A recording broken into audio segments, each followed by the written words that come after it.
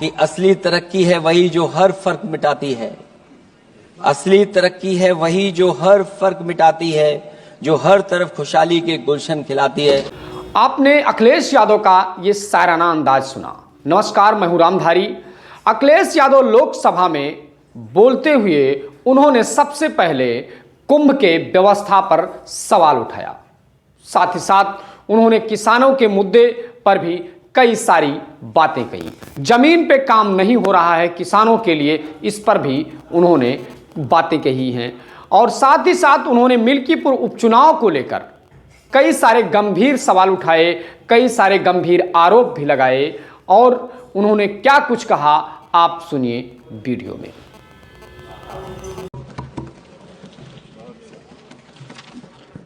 धन्यवाद सभापति महोदय, मैं आपका विशेष धन्यवाद देता हूं कि आपने मुझे बजट पर बोलने का अवसर दिया है।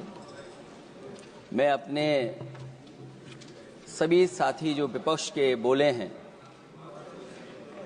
उनसे अपनी बात को जोड़ते हुए मैं भी इस बजट के विरोध में खड़ा हुआ हूं। अध्यक्ष महोदय, ये बजट टारगेटेड बजट है, ये बजट फोकस्ड है। ये टारगेटेड फोकस्ड उन लोगों के लिए है जो बहुत संपन्न हैं, बड़े लोग हैं, उद्योगपति हैं, उनके लिए ये बजट बना हुआ है। और जो बात कही जा रही है कि भारत को विकसित राष्ट्र बनाने के लिए मुझे इसमें कोई रोड मैप नहीं दिखाई देता है। और रोड मैप इसलिए नहीं दिखाई देता अध्यक्ष महोदय कि जैसे ही बजट आया, सभापति महोदय, जैसे ही बजट आया हम लोगों ने वो तस्वीरें देखी हैं। वो जो तस्वीरों में दिख रहा है, इधर हाथों में हथकड़ी और पैरों में बेड़ियां, क्या सभापति महोदय 10 बजट इस देश के लिए इसलिए बनाए गए थे कि जब 11वां बजट आएगा तो पूरा देश और पूरी दुनिया ये देखेगी कि भारत के लोग हथकड़ी लगा करके और बेड़ियों को लगा करके भारत लौटाए गए। सभापति महोदय, मैं आपके माध्यम से ये बात कहना चाहता हूं कि अमेरिका जा रहे हैं तो पिछली बार हीरा लेकर के गए थे, इस बार सोने की जंजीर ले जाइएगा। जंजीर देखकर शायद उन्हें कोई और जंजीर याद आ जाए। और हो सभापति महोदय, हो सके तो कुछ बच्चे और महिलाओं को अपने साथ तो नहीं, किसी और जहाज में साथ लेते आएगा। वो जहाज भी तो भारत का ही होगा। इतना हक तो उनका बनता ही है कि कम से कम दूसरों की ठगी से शिकार कुछ लोग तो बाइज्जत देश लौट सकें। वैसे सवाल ये भी है कि आपके रहते ऐसी ठगी कैसे फल फूल रही है। और सभापति महोदय, इस ठगी से सबसे ज्यादा अगर प्रभावित कहीं के लोग हैं तो वो गुजरात के प्रभावित लोग हैं। क्या यही सभापति हमारे विकसित भारत की तस्वीर है? यादव जी, आप सीनियर मेंबर हैं। सभापति पार्लियामेंट्री वर्ड जो आप बोलते हैं थोड़ा सा सोच समझ के बोलिएगा। ये ठगी वर्ड जो है थोड़ा सा इसको हटा दीजिएगा। सभापति महोदय, एक दूसरी तस्वीर में हम लोगों ने देखी, महाकुंभ जो 144 साल बाद एक झूठा प्रचार किया गया। 144 साल। सभापति महोदय, बोलने दीजिए। सभापति महोदय, कुछ पॉइंट रेज करा। सभापति महोदय, ये एक मिनट रुकिए, जस्ट ए मिनट, एस्ट्रोनॉम, एक मिनट please, honourable member please, Yadav ji एक मिनट प्लीज, आप बैठिए। सभापति महोदय, यादव जी आप बैठिए, एक मिनट, आप बोलिए। संविधान का आर्टिकल 25, 26, 27 और 28 ये कहता है कि आप किसी भी रिलीजन के किसी प्रकार की बातें नहीं कर सकते। ये लोग एंटी हिंदू है, ठीक है, ये लोग एंटी हिंदू है, ठीक है, पूरे कांग्रेस के I got the point. I got the point. Please. देख लेंगे इसको। I will see the. I will see the. I will see. Please be seated. Please be seated. आप लोग बैठिए, हम देख लेंगे, देख लेंगे, देख लेंगे। सभापति महोदय, हम देख लेंगे, आप बैठिए, बैठिए, प्लीज। आप बोलिए, हम देख लेंगे। गौरव जी बोला है ना, प्लीज आप लोग बैठिए, बोलने दीजिए, नेता को बोलने दीजिए, माननीय नेताजी को बोलने दीजिए। वो महाकुंभ की तस्वीर,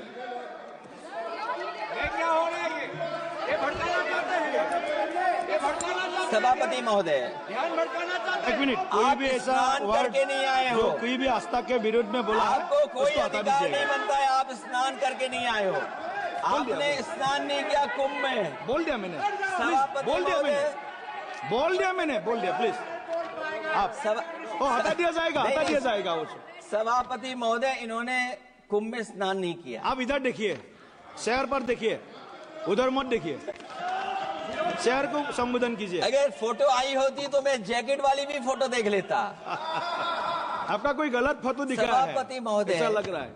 विकसित भारत की जो दूसरी तस्वीर देखी, जी, वो तस्वीर न केवल हम लोगों को दुख पहुंचाती है, बल्कि तमाम वो सनातन को स्वीकार करने वाले लोग, उनको दुख पहुंचाया होगा। सभापति महोदय, अगर लोग तकलीफ में रहे, परेशानी में रहे, और ये पहली बार हुआ होगा ऐसा कि लोग 300 किलोमीटर के जाम में फंस गए, न केवल एक मुख्यमंत्री सभापति महोदय, उन्हें दो मुख्यमंत्रियों को लगाना पड़ा कि कैसे जाम रुक जाए।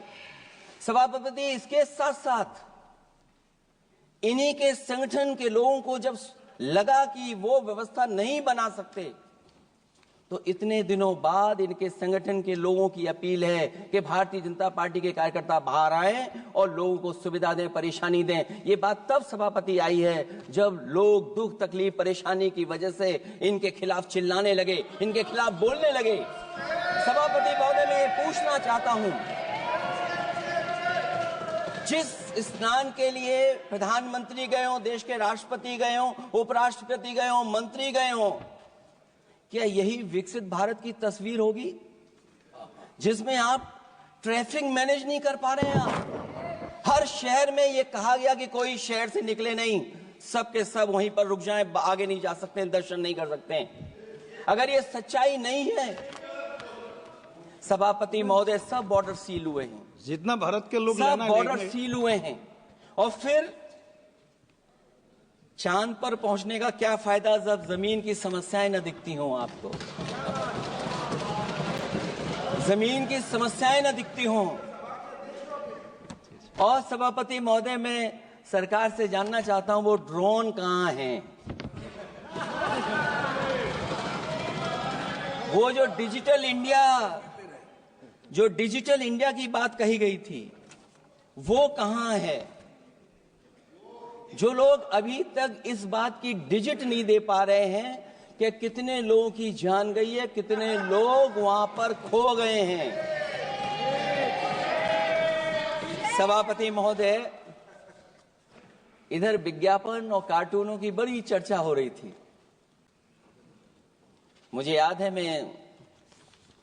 कि एक दिन मैंने अखबार देखा, अंग्रेजी अखबार, और मैं समझता हूं ये माननीय सदस्य जितने लोग रहे होंगे उन्होंने वो अखबार जरूर देखा होगा, न्यूज़पेपर, और उसके फ्रंट पेज पर एक विज्ञापन था, और उस विज्ञापन की जो तस्वीर थी उसमें एक जानवर, मुझे पहचान में नहीं आ रहा, वो शायद गधा रहा होगा,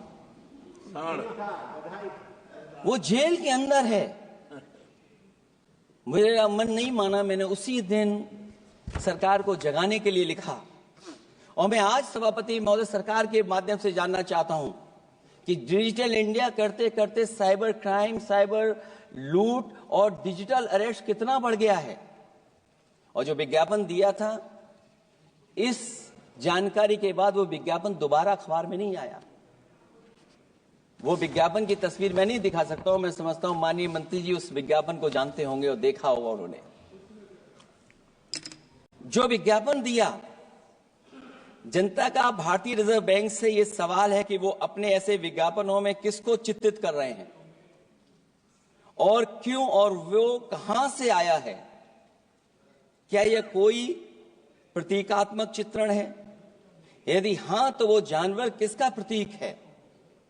क्या उस सिस्टम का जिसके कंधे पर स्वच्छ और सुरक्षित बैंकिंग की नैतिक जिम्मेदारी है, या उस मंत्रालय का जिसको सुरक्षित बैंकिंग का दायित्व निभाना चाहिए?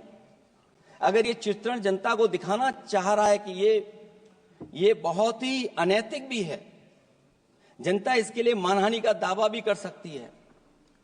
अगर आरबीआई यही दिखाना चाह रहा है तो आप अपने खाता धारकों के प्रति बैंक का ऐसा नकारात्मक रवैया न केवल आपत्तिजनक है, बल्कि घोर निंदनीय भी है। आरबीआई ऐसे विज्ञापनों से नहीं, बल्कि अपने सिस्टम को चुस्त दुरुस्त करके वह जनता में बैंकिंग साक्षरता और बैंकिंग सजगता जागरूकता अभियान चलाकर जनता को सचेत और सावधान करें। उसी के बाद मैं समझता हूं, जब भी हम लोग मोबाइल खोलते हैं कोई ना कोई आवाज सुनाई देती है उसके अंदर। क्या सभापति महोदय, डिजिटल अरेस्ट के माध्यम से लाखों लाख रुपया नहीं लूटा जा रहा है? आखिरकार उसके लिए जिम्मेदार कौन है? कौन जिम्मेदार है उसके लिए? जो बजट दिया है, जो बजट में बातें निकल करके आ रही हैं, बजट में पीडीए के उत्थान के लिए कुछ भी नहीं है सभापति महोदय। और जो लोग अपनी जीडीपी की न जाने कितनी कहानियां बताते थे, आज वो जीडीपी रेट क्यों कम होता चला जा रहा है? क्यों जीडीपी 6.4% के आसपास पहुंच गई है? न केवल जीडीपी, बल्कि आज अगर हम 87 रुपए लेकर के ही $1 ले सकते हैं।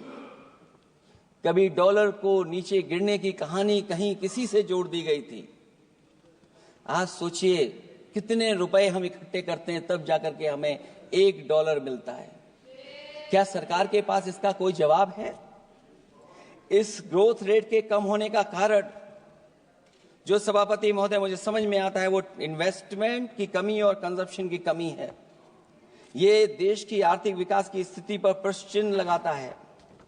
और यही नहीं, सभापति महोदय, जो भेदभाव बढ़ता चला जा रहा है, जो खाई पैदा होती जा रही है, इन्हीं के आंकड़े बताते हैं कि खाई कितनी है। मुट्ठी भर लोगों के पास पूरे देश की संपदा पहुंच गई। जो ज्यादा लोग हैं वो गरीब हैं। उनके जीवन यापन के लिए 80 करोड़ लोगों को आपको राशन बांटना पड़ रहा है। क्या यही विकसित भारत की तस्वीर है? और फिर दुनिया में हम पर कैपिटा इनकम में कहां खड़े हैं? अगर हम केवल सरकार से, सभापति महोदय, आपके माध्यम से जानना चाहें कि जिन परिवारों को आप राशन दे रहे हैं, उन परिवारों की पर कैपिटा इनकम क्या है? और अगर विकसित भारत की तस्वीर लेकर के ये सरकार चलना चाहती है, तो कम से कम सरकार की सभापति महोदय जिम्मेदारी बनती है कि जो 80 करोड़ लोग राशन पा रहे हैं, उनके आपकी पर कैपिटा इनकम क्या है? एक बहुत प्रिय काम सरकार का है, इतना प्रिय है कि उसका नाम बदल करके इज्जत घर कर दिया गया। मुझे याद है कि एक छत्तीसगढ़ में बुजुर्ग मां, जिसने बकरी बेच करके अपना शौचालय बनाया था, और बकरी बेचने के बाद शौचालय जब बनाया तो देश के प्रधानमंत्री जी ने उनका सम्मान किया। आखिरकार सवाल यह है कि बकरी उसे क्यों बेचनी पड़ गई? इसका मतलब यह है कि आपकी जो बनाई हुई स्कीम है वो जमीन पर नहीं पहुंच रही है, उसके लिए पर्याप्त पैसा नहीं पहुंच पा रहा है।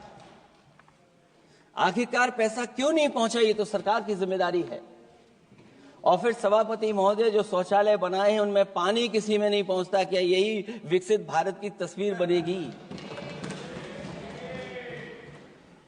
वैसे तो सभापति महोदय, हम लोग डबल इंजन बहुत सुनते थे, और अब इस बजट में 2 इंजन और बढ़ गए हैं। सभापति महोदय, ये 4 इंजन वाला है बजट। 4 इंजन। लगता तो ऐसा है कि ये एक के बाद एक इंजन खराब हो गया होगा, इसीलिए इन्हें 4 इंजन लगाने पड़े हैं। ये जनता को धोखा दे रहे हैं 4 इंजन की बात कर करके। क्योंकि जब उत्तर प्रदेश को देखते हैं तो वहां पर जो डबल इंजन की सरकार चल रही है वो डबल ब्लंडर कर रही है। उनके डबल ब्लंडर देखने को मिलने हमें। और अगर ये 4 इंजन की सरकार है, जो सबसे पहला इंजन है सभापति महोदय, वो हमारे किसान और कृषि का है। 10 साल गुजरने के बाद भी और इतने बजट आने के बाद भी आज तक किसानों की आय दोगुनी नहीं हुई। यह हमारे तमाम माननीय सदस्य समय समय पर अपने क्षेत्र की जो समस्या है फसल को लेकर के सवाल खड़ा करते हैं। कई किसान नेता आंदोलन कर रहे हैं, अभी भी आंदोलन चल रहा है।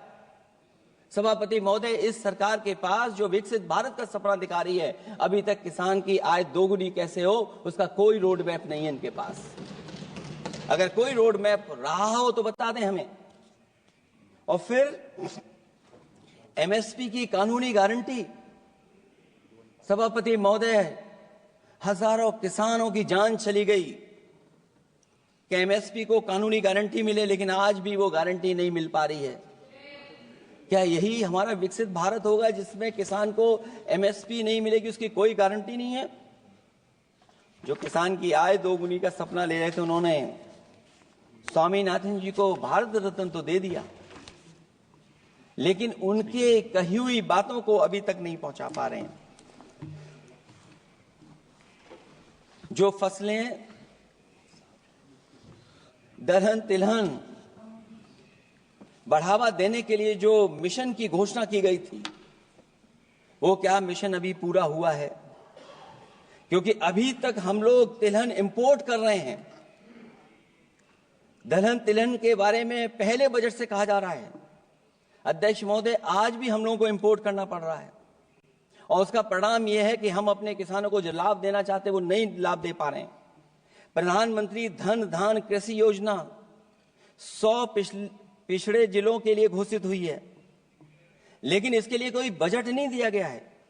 फल और सब्जी का उत्पादन को बढ़ावा देने के लिए भविष्य में योजना बनाई जाएगी। यही 4 इंजन की बजट है कि फल और सब्जी के लिए बाद में बजट बनाया जाएगा, बाद में बजट घोषित होगी।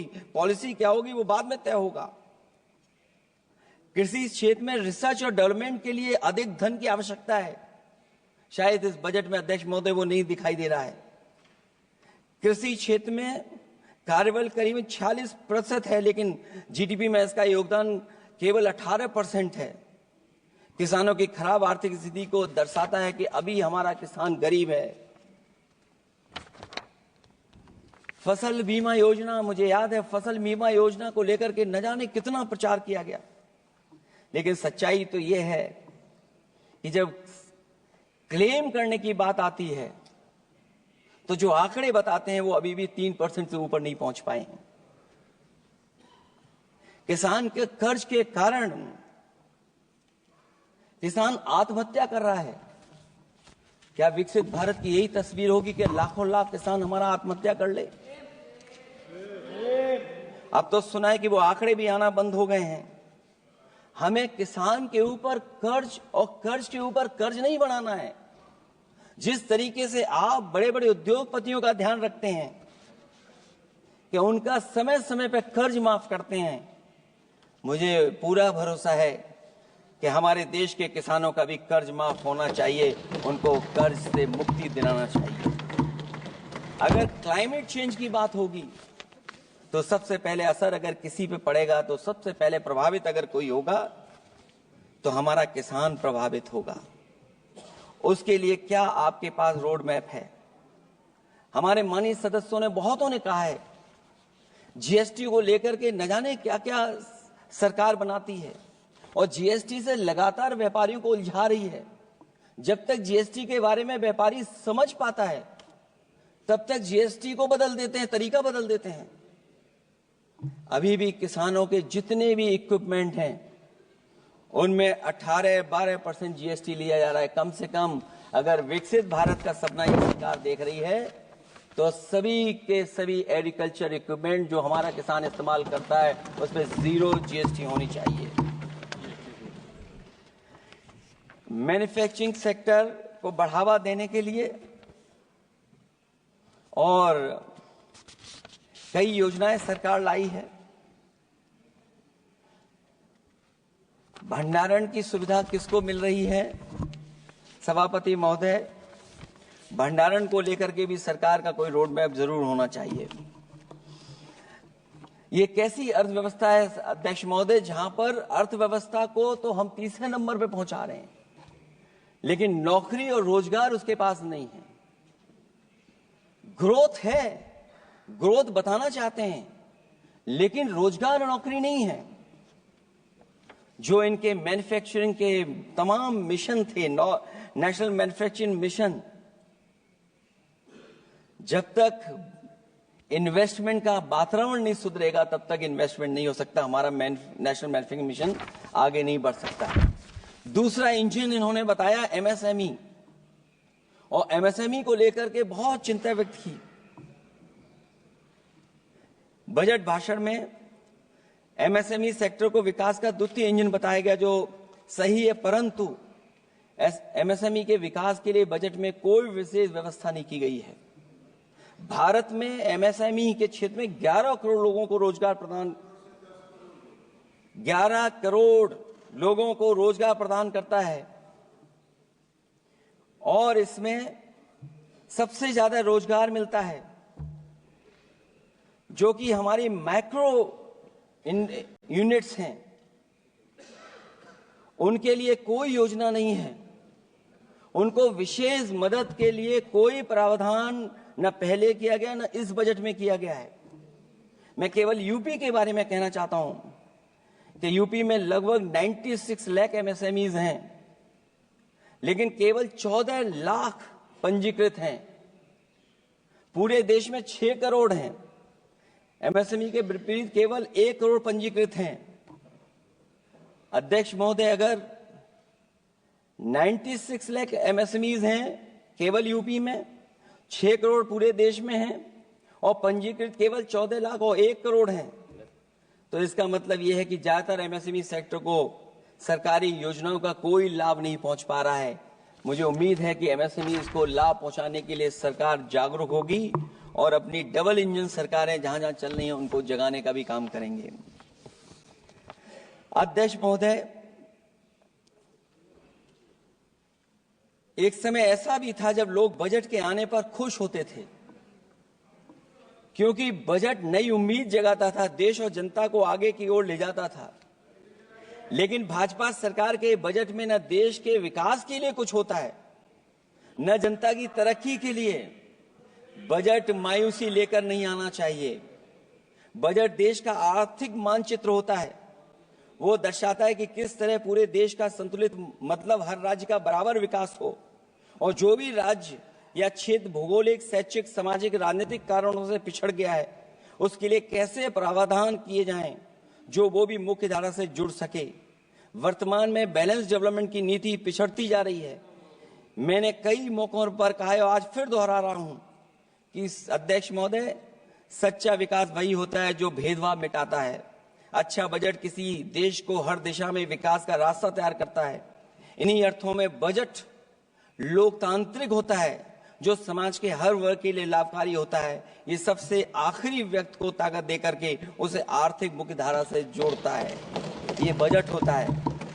और मैं तो कहूंगा अध्यक्ष महोदय, मिट जाए अमीरी गरीबी के बीच की वो सब खाई जिसमें भेदभाव और गैर बराबरी की जड़ें जमाई। बजट के अंदर उसके लिए हमेशा एक दिल धड़कना चाहिए, जो आज भी भूख के सूचकांक के आंकड़े बनाकर देश के दिखावटी विकास के सच का भंडाफोड़ कर रही है। भूख मिटे, महंगाई घटे, यही बजट का सबसे बड़ा नारा होना चाहिए। निर्बल को सबल बनाना, निराशा को आशा में बदलना ही बजट का मानवीय पहलू होना चाहिए। बजट का सबसे बड़ा सिद्धांत कमजोर के प्रति हमदर्दी होना चाहिए। बजट बनाने की सोच किसी या कुछ लोगों को लाभ पहुंचाने की नहीं होनी चाहिए, बल्कि इंसानियत के नजरिए की उसी बुनियाद होनी चाहिए। यदि बजट के आने से निर्बल सबल बनता है तो समझो बजट अपने उद्देश्यों से सफल हुआ है, नहीं तो उसे असफल ही माना जाना चाहिए। अध्यक्ष महोदय, रोटी की भूख किसानों को विश्वास में लेकर ही मिटाई जा सकती है, और मैंने पहले भी कहा, फिर दोहराता हूं उन बातों को। किसान को फसल का सही दाम दिलवाना और उसे बीज, खाद, पानी का इंतजाम करना, आवारा पशुओं से उनकी फसलों को बचाना। और ये आवारा पशुओं को अध्यक्ष महोदय मैं इसलिए कहना चाहता हूं, उत्तर प्रदेश के चुनाव में देश के प्रधानमंत्री जी आए थे, उन्होंने कहा था कि मैंने एक रोड मैप बनाया है और 2 हफ्ते मुझे लगेंगे, सरकार बनवा दीजिए, एक भी जानवर सड़क पर नहीं दिखाई देगा और किसान की जान नहीं जाएगी और न खेतों की बर्बादी होगी। लेकिन अध्यक्ष महोदय, मैं उत्तर प्रदेश के माननीय सदस्य चाहे इधर के हों उधर के हों, वो जानते होंगे कि इस तकलीफ और परेशानी से अभी भी किसान उभर नहीं पाया है और आज भी खेतों को उसे चार दीवारी या तारों से जोड़ करके चलना पड़ रहा है। फसलों को बचाना सरकार की प्राथमिकता होनी चाहिए। इस मामले में जुमलेबाजी और झूठे वादे अच्छे नहीं। आंकड़े बताते हैं कि देश में बहुत सारे ऐसे कारोबार हो रहे हैं जो कारोबार बढ़ते चले जा रहे हैं। कई उद्योगपति कई गुना कारोबार से लाभ उठा रहे हैं। कई विदेशी कंपनियां इस धंधे में अरबों कमा रही हैं, लेकिन आलू का किसान इस लाभ से वंचित है। जहां अध्यक्ष महोदय, बिहार के लिए मुनक्का को लेकर के अगर वोट बढ़ाए, मैं उसका स्वागत करता हूं। मखाने को लेकर के एक कदम आगे चला गया, मैं दूसरे स्टेट में पहुंच गया अध्यक्ष महोदय। लेकिन मखाने का जो बोर्ड बनाए, लेकिन हमारे साथियों, मखाने का ध्यान रखना, जिस तरीके से पॉपकॉर्न का मीठे और नमकीन में जीएसटी में हेरफेर हो गया है, कहीं आपके मखाने में भी मीठे का जीएसटी अलग हो, नमकीन का अलग हो, गुड़ वाले का अलग हो मखाने में। हाँ, कहीं वैसा ही ना करेंगे। आज किसान का आंदोलित होना सरकार की विफलता का सबसे बड़ा उदाहरण है। सरकार और किसान के बीच भरोसे के बिना भूख नहीं मिटाई जा सकती है। समय पर बीज, खाद को मिलना, कृषि ऋणों को माफ होना, एमएसपी दिलवाना सरकार का दायित्व है। वो इससे बच नहीं सकती। किसानों के हिस्से में काले कानून नहीं, सतरंगी भविष्य आना चाहिए, और ये सरकार काले कानून ला करके हमारे किसानों को अपमानित करना चाहती है। वहीं अध्यक्ष महोदय, हमारे मानव संसाधन के लिए स्वास्थ्य एक बड़ी चुनौती है। चिकित्सा स्वास्थ्य में सुधार होना बेहद जरूरी है। आज के समय की सबसे बड़ी जरूरत है कि हर शरीर को पोषक आहार मिल सके, कार्य की दशाएं अच्छी हों, वर्क लाइफ बैलेंस सही हो, जिससे मानसिक रूप से भी लोग स्वस्थ रहें। इसके अलावा पर्यावरण को भी अब स्वास्थ्य के बड़े कारक के रूप में लेना होगा। एनवायरनमेंट को हेल्थ फैक्टर के रूप में देखना होगा। हर तरह के प्रदूषण को रोकना होगा, हरियाली बढ़ानी होगी। साथ ही एक बात और अहम है, और वह है हर तरफ नकारात्मकता, नफरत का प्रचार। इससे इंसान के अंदर नेगेटिविटी आती है, आपस का विश्वास और सौहार्द टूटता है। इसके परिणाम स्वरूप इमोशनल सपोर्ट सिस्टम फेल होने लगता है। फेक न्यूज लोगों को मानसिक रूप से धीरे धीरे बीमार बना रही है। इसे हर हाल में रोकना होगा। और अध्यक्ष महोदय, इसमें विपक्ष से ज्यादा सरकार की जिम्मेदारी है, क्योंकि कई मौकों पर हम लोग देखते हैं कि सरकार जितना अपने आप का प्रचार करना चाहती है, उससे ज्यादा दूसरों को कैसे बदनाम किया जाए उसके लिए प्रचार करती है। ये शायद सरकार की जिम्मेदारी बड़ी बनती है। इससे देश के मानव संसाधन में जो जानबूझ करके आपसी अविश्वास बढ़ाया जा रहा है और समाज में सौहार्द को भी जानबूझ करके घटाया जा रहा है, जिससे कुछ लोग अपनी सियासी रोटियां सेक सकें। इसके लिए सख्त कानून लाना चाहिए अध्यक्ष महोदय। एक तरफ सरकार लोगों को सही इलाज नहीं दे पा रही है, दूसरे जीवन और स्वास्थ्य बीमा पर भी टैक्स लग रहा है। सरकार मुनाफा कमाने के लिए नहीं बनती है, बल्कि जनता के कल्याण के लिए बनती है। ये बात कुछ लोगों को याद रखनी चाहिए। अगर आप अध्यक्ष महोदय, अगर काम है भी तो सही दाम नहीं मिल रहा है। ये बात अगर एक पढ़े लिखे युवा के लिए सही है, तो एक मजदूर के लिए भी दिन भर कमर तोड़ मेहनत तो करता है, लेकिन उतना पैसा मजदूरी में नहीं पाता है कि अपनों का अपना पेट भर सके। आज जबकि देश की अधिकांश आबादी युवा है, ऊर्जा से भरी हुई है, कुछ करना चाहती है, ऐसे में सरकार को सिर्फ ये करना है कि वो देश के कारोबारी वातावरण और व्यावसायिक व्यवस्था का निर्माण करे, लोगों के टैलेंट को पहचाने, उसकी सच में स्किल मैपिंग करे, जिससे युवा को प्रतिभाओं के अनुसार उसको काम रोजगार मिल सके, जिससे युवाओं को देश के निर्माण में अपना योगदान करने का मौका मिले। अध्यक्ष महोदय, जब से ये सरकार बनी है महंगाई बढ़ती चली जा रही है। महंगाई कहां पहुंच गई है सरकार को बेहतर पता है, आकलन है उनको। इसलिए अध्यक्ष महोदय, महंगाई एक ऐसी समस्या बनकर उभरी है जिसने हर कौर को भारी बना दिया है। जिस तरह सत्ता में बैठे हुए लोग राजनीतिक चंदे के नाम पर कंपनियों से उगाही कर रहे हैं, दरअसल वो भी दामों के बढ़ने का एक बहुत बड़ा कारण है। सरकार ने मुनाफाखोरी की लगाम खोल दी है और मुनाफाखोरों को छुट्टा बैल हो गए हैं। आजाद भारत के इतिहास में भी नोटबंदी और जीएसटी दो सबसे बड़े आर्थिक सुधार हैं। सुधार नहीं बल्कि सबसे बड़े आर्थिक विकार बनकर के उभरे हैं। और अध्यक्ष महोदय, मैं याद दिलाना चाहता हूं, नोटबंदी के समय पर बैंक की लाइन में एक मां लगी थी गर्भवती, जो बच्चा जन्म लिया उसका नाम हम लोगों ने खजांची रखा है। अब वो काफी बड़ा हो गया है, साइकिल भी चला लेता है। अध्यक्ष महोदय, मैं कहूंगा सरकार से कम उसको ही गोद ले लें आप। अध्यक्ष महोदय, मैं चाहूंगा कि आप उसको गोद ले लीजिए। नाम जब आप गोद ले लेंगे तो नाम भी आप अपने हिसाब से रख पाएंगे। किसी भी आर्थिक सुधार का लक्ष्य होता है कि आर्थिक गतिविधियां सुचारू रूप से चल सकें और आसान होंगे, जिससे अर्थव्यवस्था दिन दूनी रात चौगुनी तरक्की करे। लेकिन इन सुधारों के आने के बाद से अर्थव्यवस्था की गति कछुआ की चाल जैसी हो गई है, जिसकी प्रमाण है कंपनियों की ग्रोथ का काम होना, उनकी बिक्री का घट जाना, यहां तक कि फास्ट मूविंग कंज्यूमर गुड्स भी 2% से ज्यादा आगे नहीं बढ़ पा रहा है। इसका सीधा मतलब यह है कि लोगों के पास पैसों की किल्लत हो गई है और वो रोजमर्रा की जरूरत तक खर्च नहीं करना चाहते हैं।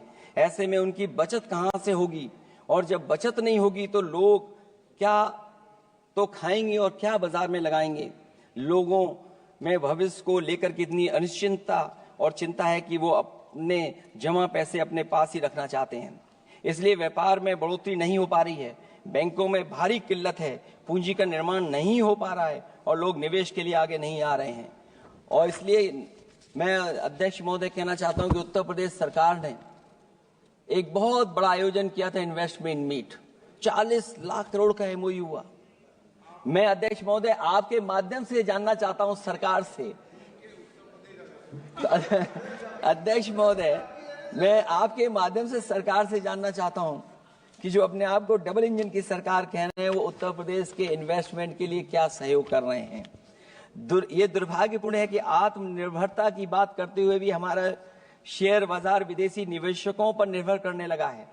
जब वो पैसे लगा देते हैं तो शेयर बाजार में उछाल आ जाता है, नहीं तो उसे धड़ाम होते देर नहीं लगती है और एक एक दिन में हमारे निवेशकों का लाखों करोड़ों का नुकसान हो जाता है। इसका एक बड़ा शिकार हमारी युवा पीढ़ी भी हो रही है, जो देखा देखी में पैसे तो लगा देती है लेकिन शेयर की खरीद फरोख्त से पैसा कमाने वाले बिचौलियों की गहरी चाल को समझ नहीं पाती है। ये खेल बंद होना चाहिए और जिम्मेदारी सरकार की बनती है कि खेल ये बंद हो। सेबी को अपना काम निष्पक्ष करना चाहिए और अर्थव्यवस्था की निगरानी व्यवस्था सच्ची नीयत के साथ सजग और सचेत होनी चाहिए। सिक्योरिटी मार्केट से बाहर होनी चाहिए। अध्यक्ष महोदय, आज जिस तरह विदेशी निवेशक धीरे धीरे भारतीय बाजार से अपना पैसा बाहर निकाल रहे हैं, वो दर्शाता है कि हमारी अर्थव्यवस्था से अब उनका भरोसा उठ गया है।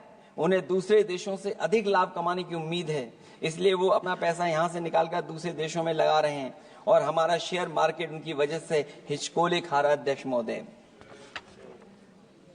अध्यक्ष महोदय, मैं अपने बात को ज्यादा बड़ा लिख दिया। क्योंकि अध्यक्ष महोदय बजट 4 इंजन का था, इसलिए बड़ा लिख करके लाए। कोई बात छूटे ना, क्योंकि सरकार तक वो बात पहुंच जाए।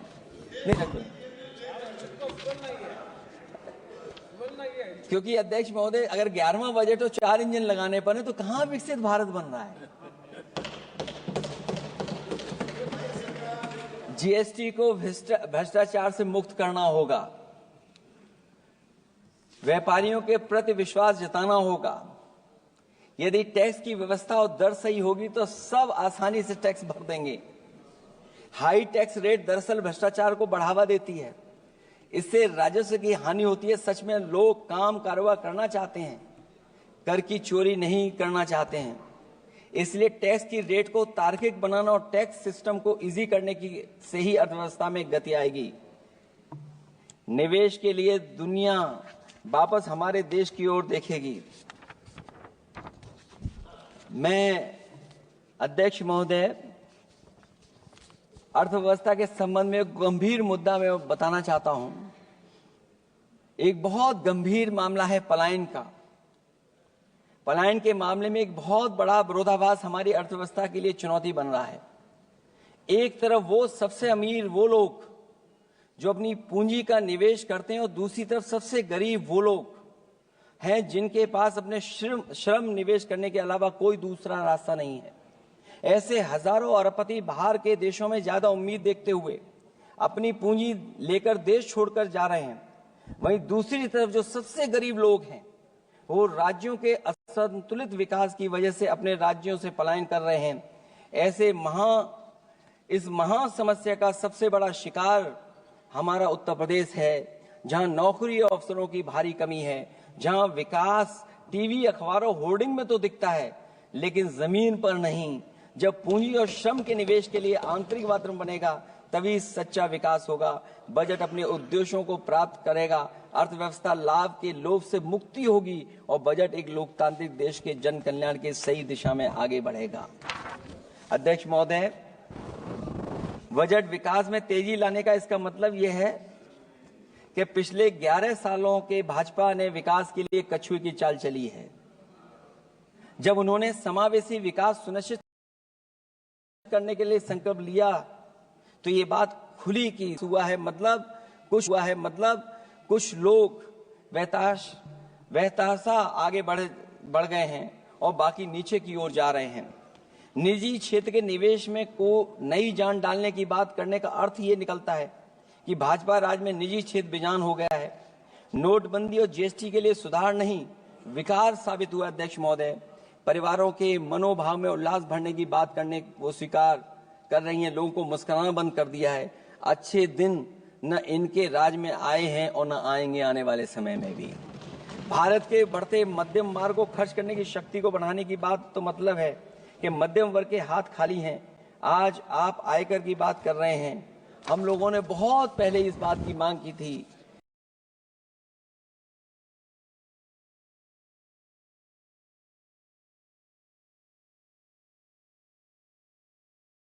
अपना स्थान बनाने और अपने राष्ट्र की अनंत क्षमता को बढ़ाने के लिए अपनी यात्रा कर रहे हैं, तो उनकी असली मतलब ये था कि वो बस चल रहे हैं। ये यात्रा निरर्थक है। अगर 11 साल बाद भी मंजिल का अता पता नहीं है तो ये यात्रा कौन सी है। अध्यक्ष महोदय, जब आपने कहा कि हमारे सामने प्रतिकूल भू राजनीतिक परिस्थितियां हैं, तो अध्यक्ष महोदय ये बताए सरकार कि आपने उन्हीं प्रतिकूलों को क्यों होने दिया, प्रतिकूल परिस्थितियों को क्यों बनने दिया, हमारे संबंध पड़ोसियों से क्यों खराब हुए, हमारी सीमाएं क्यों असुरक्षित हुई, हम क्यों अपनी बात अंतर्राष्ट्रीय पटल पर रखने में कामयाब नहीं हुए हैं। जब आपने कहा कि हमारी अर्थव्यवस्था सभी प्रमुख वैश्विक अर्थव्यवस्थाओं के बीच सबसे तेजी से बढ़ने वाली अर्थव्यवस्था है, तो आप ये क्यों भूल गए कि हमारा रुपया उनके शासनकाल में सबसे निचले स्तर पर पहुंच गया है। सबका विकास का आपका नारा सबका विनाश में कैसे बदल गया है, क्योंकि जब रुपया नीचे जाएगा तो विनाश का ही रास्ता खोलेगा। बड़े से लेकर छोटे उद्योग धंधे दुकानदारी सब चौपट क्यों हो गए हैं। मेक इन इंडिया, मुद्रा योजना, स्किल इंडिया, ये सब नाकामी की किताब के चैप्टर कैसे बन गए। वहां सवाल ये कि कैसे व्यापार कारोबार केवल कुछ लोगों के हाथ में ही सिमट गया और बाकी सबका काम धाम क्यों मिट गया। अध्यक्ष महोदय, हम भी मानते हैं कि कोई देश केवल उसकी मिट्टी से नहीं है,